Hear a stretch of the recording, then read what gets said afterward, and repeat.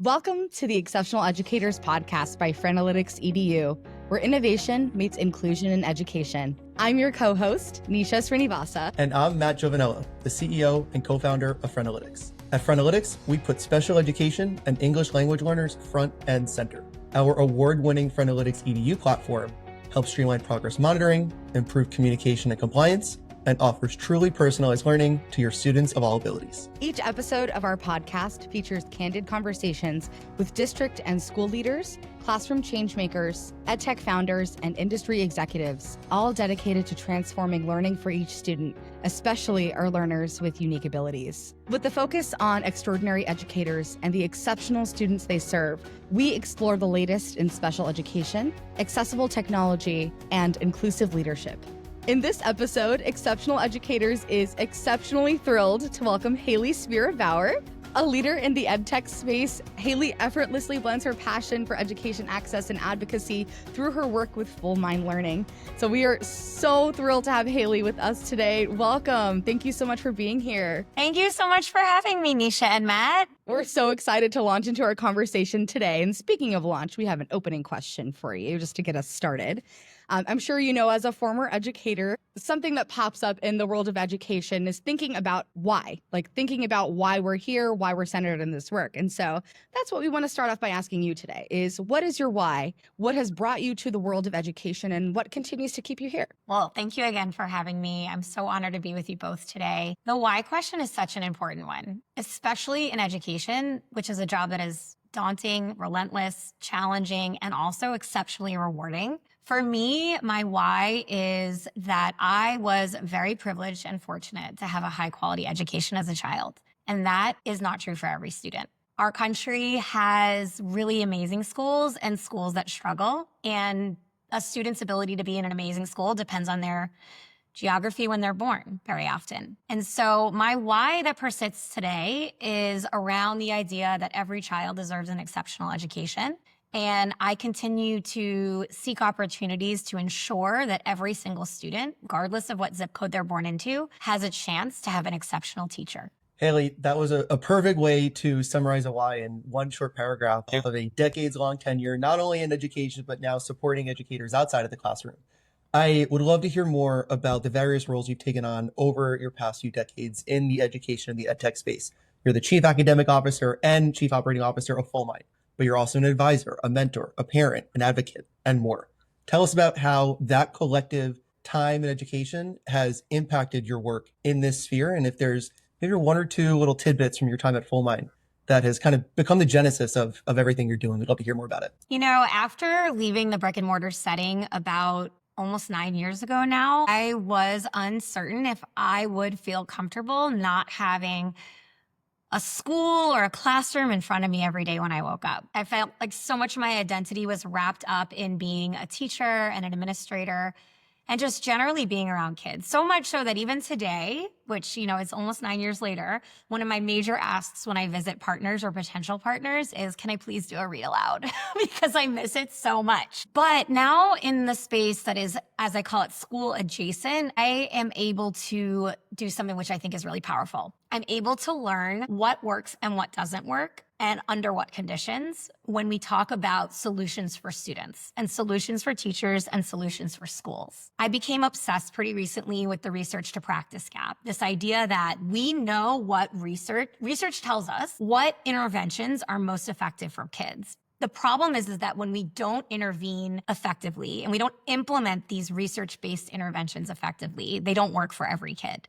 So going back to what I answered in the first question, you know, we care really deeply about having great education for every student. And schools mean well, teachers mean well. But on the other side of this now, as I said at Fullmind, I have the ability to see that well-intentioned leaders and well-intentioned EdTech solutions and well-intentioned teachers, they don't always translate to students growing and learning. So I feel incredibly fortunate that I get to do the work that I do today because I learn from so many schools and so many vendors and so many partners to schools about what works and how. And I'm able to bring a lot of that back into my work at Fullmind and my work as an advisor and a mentor in order to ensure that everybody gets on the same page around how we make what we are trying to do work for students. And if it's not working, one, we should be measuring it.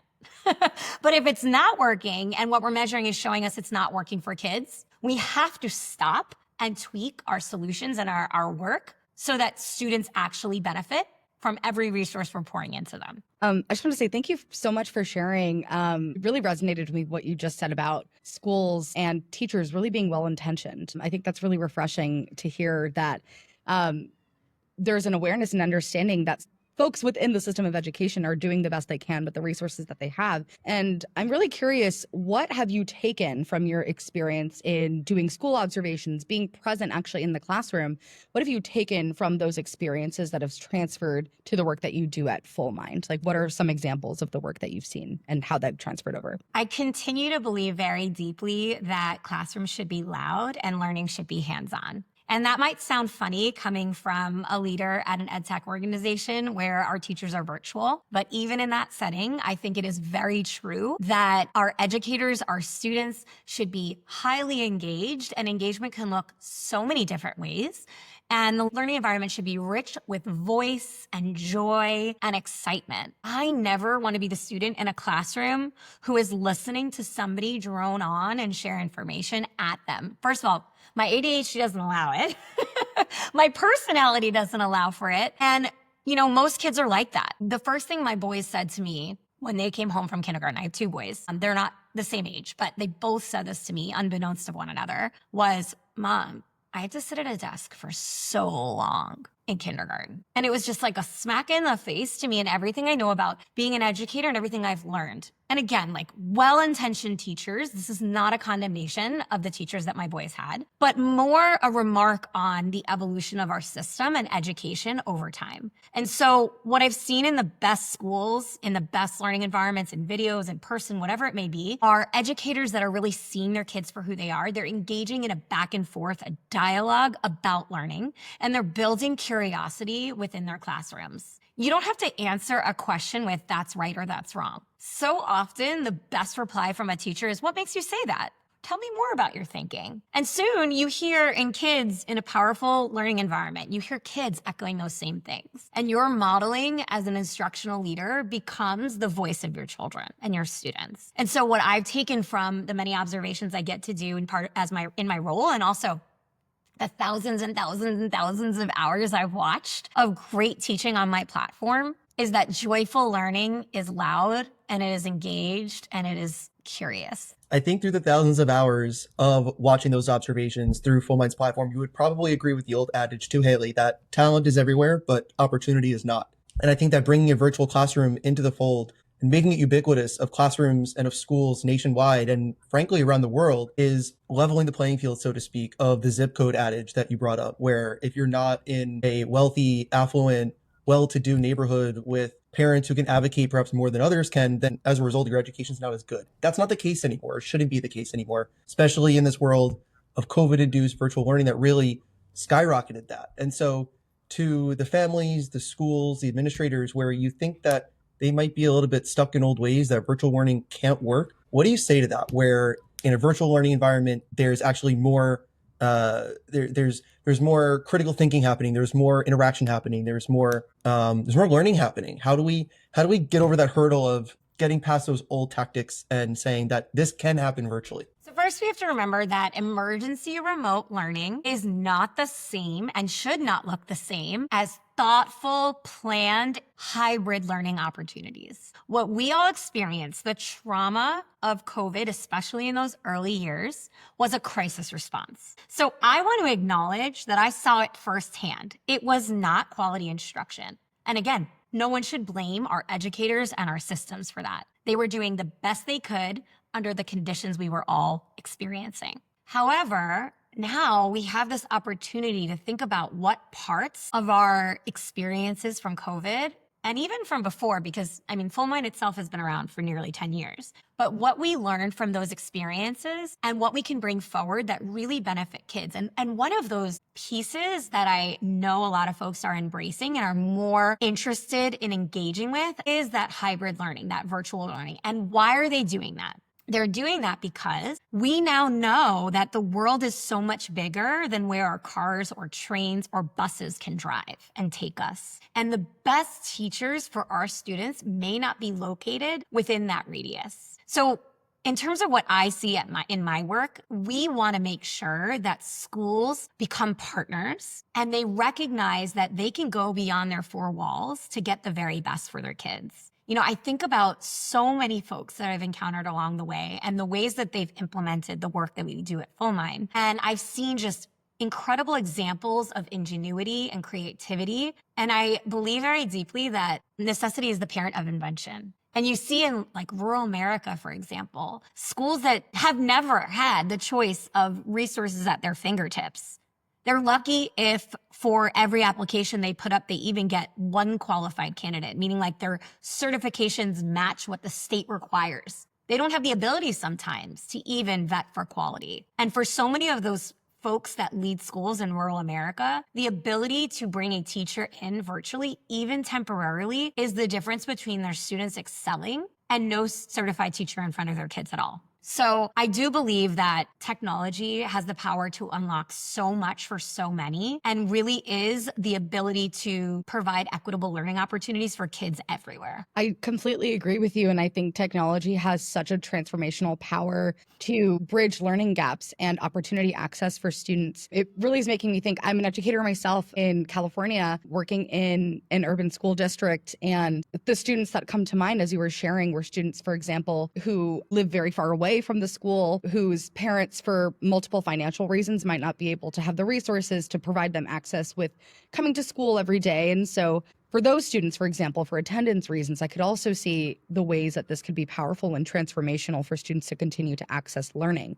Is there an ideal divide between access to print resources versus access to technology-rich resources? What do you think about that? And do you think that there is sort of an opportunity to strike that perfect balance? I don't think there's a right answer for everyone. I believe that the whole reason why technology allows us to be personalized in our experiences in schools and different settings affords us the opportunity to fit a community need. No two communities are the same. And as a result, the answers and resources that they apply to solve various problems should look different. The context and culture of our schools is as important as the solution we can purchase, whether it be a textbook, a website, an app, all of those things have to be considered within the context of the environment in which they're going to be applied. And that's part of implementation science, right? Like even the adoption of the best tools when not introduced properly in a community can impact the success of those tools. And so what I'd say is even more important than figuring out the right ratio, I would say, is empowering leaders to really learn their environments and approach the tools that they have access to or that they know about with an attention to who lives in their community, how are they going to apply it, who will it benefit, and are they reaching all the learners in their community or just the select few? Speaking of reaching just a select few learners and not making sure that they're moving beyond the average to consider students with diverse learning needs, I feel like virtual learning is a fantastic medium to reach students who have a whole variety of disabilities. As a disability advocate yourself, I'm sure you can attest and speak to how this has been really impacting students who have IEPs, 504 plans, even newcomers to the country by delivering all sorts of accommodations, modifications, and services to meet them where they are. How do you see not only the services that Fullmind provides on behalf of schools and districts to meet those student accommodations, but broader EdTech? How do you see the role of EdTech and tools like Fullmind meeting students where they are and really trying to hold true to the needs that they have and deliver on those IEPs and those 504s? So first of all, the tapestry that is our world and the learners in our classrooms is beautiful. Every single student is different, whether or not they are diagnosed with a disability or they're an English language learner or they are, cut from a different cloth, so to speak. It behooves us as educators to first celebrate that difference and to think about, wow, what an incredible opportunity I have, albeit a tiring one, to recognize who my students are as individuals. Again, it can be tiring, right? When you have sometimes 35 learners in your classroom with very unique needs. And We are so lucky to live in a world at this very time with access to so much. There are both incredible free resources that can help you learn about the diverse needs of your learners, and also tools that can help you meet their needs. And so what I think is exceptionally exciting about the world we live in today in 2025 is that we have at our disposal so many resources and so many tools to allow teachers to be maximally effective. Fullmind is providing an incredibly valuable service. One teacher is a resource, an incredible resource, but we can have access to more teachers to support that classroom teacher to meet learners' needs, whether it be for a resource room, credit recovery, students who are homebound, supporting multilingual learners, students with disability. I see that every day. I've seen implementations which help students exceed expectations at a statistically significant level. And I'm so proud of that work. But more generally, in our world today, there's so much research that tells us what works and what doesn't and how it works. And so what I think is most exciting about the technology that exists and the power of EdTech to partner with schools is that we need to celebrate, venerate, and respect our teachers. And by bringing technology into the classroom that helps their jobs be easier and supports them in this important and difficult work, we can do exactly that. I definitely see that on a day-to-day basis, the ways that technology has such transformational power. Framing is so critical in this conversation. Framing around the use of technology, framing around how it's supporting students, framing around the students themselves. So what advice would you give for educators, folks who are leaders within school districts who are sort of considering evolving the ways that they're approaching the use of technology in their classrooms to support students? I believe that beyond the labels that students have associated with them, we have really interesting people in front of us. And so one thing I would do absolutely is get to know your kids. If your students like Roblox, study up on Roblox. I have zero interest in Roblox, but if I was still teaching today, I would care a lot about Roblox. For my students, it was sneakers at the time. And I learned all about sneaker trading. I learned all about the coolest sneakers. I learned who Giannis was in basketball, right? I have the right sport. I hope I have the right sport. Just because that was important to my kids. My students cared a lot. My reading passages had to do with topics they were interested in. My differentiation met those students' interests. And so I would say first and foremost, I would really consider the population you're serving, the students in your classroom, and their individual likes and dislikes. And then beyond that, I would say we should all be, as teachers, forever learners. What we know today is very different than what I even knew when I was an educator and I was in the classroom my very first year in 2006.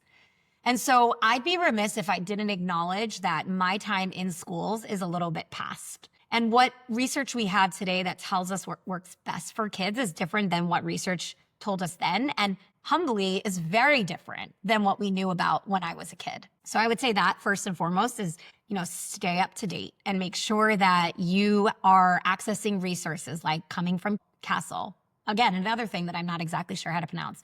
Look at the best frameworks for social emotional learning. Take a look at understood.org, looking at organizations that support diverse learners. We know so much more today than we did even 5 years ago, and we will continue to learn more about how brains operate. And so if we can consider ourselves forever learners as educators, then we are doing a service to our students. I think you hit the nail on the head exactly with the framing for accommodating diverse learners and all of the resources that are available. As who would be considered a diverse learner yourself, I'm sure you not only keep abreast for your own purposes, but also for your children. And on behalf of Fullmind, including with the Learning Can't Wait podcast that you run, you're talking with the most cutting edge guests, executives, students themselves, staff, researchers, and educators across the entire world of EdTech. And so as host of the Learning Can't Wait podcast, I am dying to know how you use that very astute and privileged role to help amplify other voices, and then through that, shape education and EdTech leadership.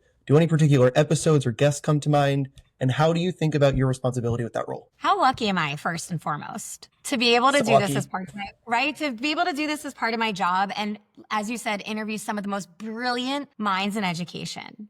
I feel so grateful every single day that I get to do this because one, I get to learn, and I am a forever learner. And two, I get to amplify important work and important stories. And that platform I do not take for granted at all. A couple episodes that really stick out to me. Early on, I had the really good fortune of interviewing a friend who I met through Teach for America. Her name is Claire Blumenson, and she is the founder of the School Justice Project. And she and I did an episode together entitled The Education of Incarcerated Youth with Disabilities. And she talked about how the School Justice Project, which is a nonprofit of lawyers, sued the Department of Education in Washington, D.C. after COVID for not providing mandated services for incarcerated youth according to their IEPs during COVID. And I was enamored learning about this work, how they won the case, how they were able to find justice for the students who were incarcerated, and ultimately able to get those students the services that they need and deserve, regardless of where they were living at the time, or regardless of what transgressions had occurred in their lifetime. And that to me felt really, really important. And that was early on and really set the tone for me about the types of stories I wanted to tell. Another episode that really, really struck at my heartstrings was interviewing Ellen Sherratt, who at the time was the board chair for the Teacher Salary Project. Teachers deserve to be paid more. And there has been a lot of movement in Washington, D.C. to put forth bills and get co-sponsors signing to get teachers that income that they deserve. And that episode was from season 3 and was entitled Pay Teachers More. And that was just really powerful because I learned a lot about what kind of legislation was in the works and who was supporting it and what challenges they were facing. And that story felt really, really important for me to tell. And then just one more that I want to talk about was in season 4. I mean, there's so many. I could literally talk about this for days. But in season 4, there was an episode called Celebrating Growth in Ourselves and Our Students. And it was with Ben Markovitz and Jarrell Bryant. And they're from collegiate academies in New Orleans. But Ben was the founder of the school, and Jarrell is now the CEO and principal of the school. And this is a school that was founded under the assumption that all students should achieve the highest possible bar of outcomes, regardless of what designations or disabilities they had on their IEP or 504. So they took in a disproportionate number of students that were designated as students with disabilities, and their team worked incredibly hard and continues to work incredibly hard to this day to ensure that every single child receives the scaffolding and support needed to have them reach and exceed that high bar. And that was just another powerful example of people doing the work that students deserve. Education is promised in our country, but not every student receives an exceptional education. And so I was really just honored to be able to introduce those folks and interview those folks on the Learning Can't Wait podcast. And how much more time you have, you could keep going if you'd like. I consider myself an avid listener of the Learning Can't Wait podcast, and I'm embarrassed to say I've not heard any of these 3 episodes, so I don't think I'm as avid of a listener as I purport to be. So I could listen to you go on and on. Those are older episodes, right? Like I had the good fortune last season of interviewing, Mike Yates, Chad Alderman, and Amanda Bickerstaff, and then Siaraj Purohit in a row, like 4 people that are just, and Alex Kotran, like 5 people that are just huge in this AI and education movement. And I am not an AI expert. I am learning alongside a lot of other people, but having the opportunity to amplify what they were sharing in their work was great. It was mind-blowing and mind-bending and such an opportunity for our listeners and for me. Were these before or after you interviewing the U.S. former Secretary of Education, Arne Duncan? Because you forgot that mic drop too. It was after that. Yeah, no, that was a highlight for sure. I have never been as nervous as when I flew to Chicago to interview Arne. But let me tell you, that man is gracious. He is brilliant. He is attuned. That interview and my subsequent conversations with him were very transformative. I would be remiss to forget mentioning that I have met Arne Duncan in person as well, thanks to you and thanks to Sia. And he's about 2 feet taller than me. And I consider myself not a short person, but he just towers over you, and he is as nice and gracious as you say he is, Hayley, in person as he is in interview fashion. So that was a highlight as well, and not even get to interview him. But as we wrap up, Hayley, we have just a couple more questions for you. Of course. I hinted at this before, and I know this is a particular passion point of yours, especially in the year ahead of removing kind of the taboo around the nature of having a disability, whether it's a visible one or an invisible one, like I do as well. And I would love to hear your background on how you've embraced it, how you channeled it into positive change, and how it has maybe more of your perspective on not only educating with students with disabilities, but looking at the disability community overall and how you've kind of contributed your 2 cents to make society better as a result of it. So first of all, I feel like such an imposter. I get told all the time, like, wow, I didn't know you were struggling with X. I would never have known. It's a hard thing for me to hear, in part because since the age of 10, I have had a chronic illness diagnosis. Since the age of 16, it's been lupus. And literally, when you Google the word chronic illness and disability, lupus is in even the AI summaries that you see today on Google, for example. And you just can't see that I have it. And you can't see all the things that go into making sure that I can function in my day-to-day world, take care of my kids, my dog, be a good spouse, work this job, and feel healthy and have a social life and have friends and all those other pieces. So first of all, I feel such an imposter because I get told that all the time. And I truly identify with the disability community. My lived experience is very different than I think a lot of people assume. I had terminal kidney disease while I was in college, and maybe 5 people knew at the time, despite the fact that I was going home every month for chemo infusions and was very ill at college. And then I now recently just got this diagnosis of ADHD just a couple years ago. And even that, ADHD, I talk about this a lot on the podcast and on other folks' podcasts. ADHD, the criteria was built off of white men and white boys. It's not built off of people of color. It's not built off of women.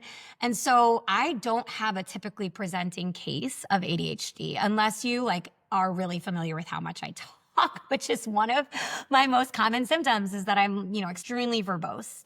And so, all that to say that it has made me as an educator extremely patient and empathetic and understanding.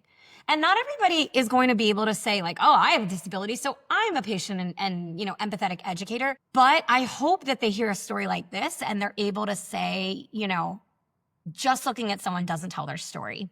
And so much of what we think about when we think about classrooms and we think about especially disruptive kids, because that's what can be so challenging for a teacher, is rooted in just fixing the problem. And you can't always fix a problem. Sometimes it's hardwired and it's right inside of the student. And so I think a lot of what I think back about my own experience in learning and my own experience with accommodations that I received throughout time is somebody really knew me and somebody really saw me and they made it possible for me to be successful.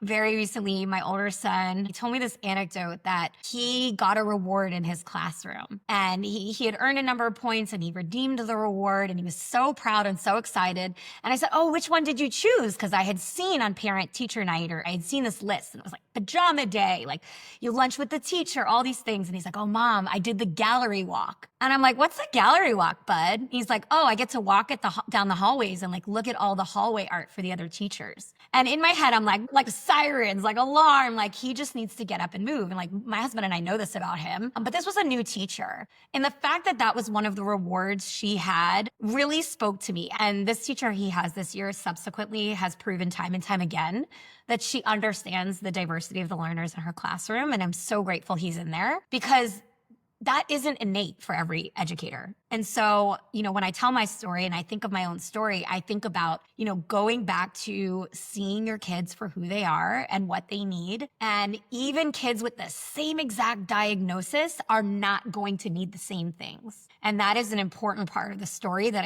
I like to make sure I tell. My goodness. So much of what you just shared, one, is just resonates so deeply with me as someone that suffers from a chronic disability. And so I just want to thank you for your authenticity and your vulnerability. And it's so clear the way that your personal connection to your work really transcends and is infused into every single element of what you do. What do you think is the future of Fullmind learning? Where do you see continued opportunities to further inspire the work that you already have done and the work that you will continue to do? Fullmind is making a huge difference in hundreds of districts across the United States. And there's somewhere upward of 16,000 districts in America. And I have a dream that Fullmind will be in every single one of those districts. But how they apply Fullmind differs based on whatever pain points are surfacing as most significant. Right now, we hear a ton of schools struggling with teacher vacancies, and that's a solution that we are able and eager to support schools in solving. But Other schools may struggle with being able to provide a course load that meets the special interests of their students. They simply don't have, a high volume of students who want to take AP chemistry, but the students who do want to take it deserve to take it, and Fullmind can do that too. I look forward to the day when every single school in America has on their, ClassLink or Clever integration, or that button to just click Fullmind, and again, meet learners' needs in their own diverse ways, because a flexible solution should support that. I can't wait to see a future in which that's available, Hayley. I just think back to my own days in public school where I was fortunate enough to have an IB program, but it was quite prescriptive and we didn't have access to really any AP classes, which is not something that you hear every day.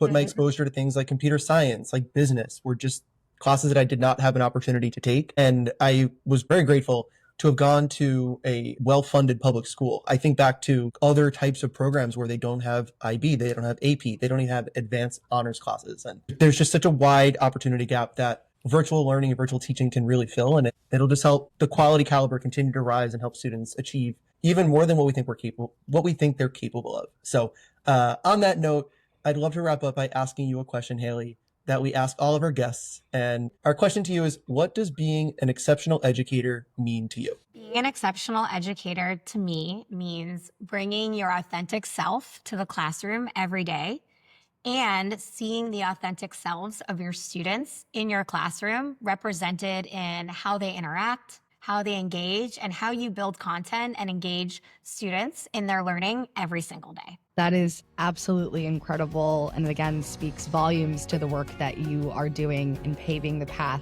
for diverse learners all across the country. Thank you so much for being here today. We really appreciate having you on the podcast, and getting to learn from you was such a treat. Thank you, Nisha and Matt. It was an absolute honor to come on. We'll need you back. I have so many more questions I need to ask you that we did not get a chance to cover. And if history tells us anything, that having you for part 2 will be even better than today's discussion. So until then, thank you for tuning in today's episode. Hayley, thank you for all of your thoughts and for your insights and for your time today. We look forward to catching you on the next episode. Hi, my name is Hayley Spira-Bauer, and I'm the Chief Operating Officer and Chief Academic Officer at Fullmind, and I revere exceptional educators.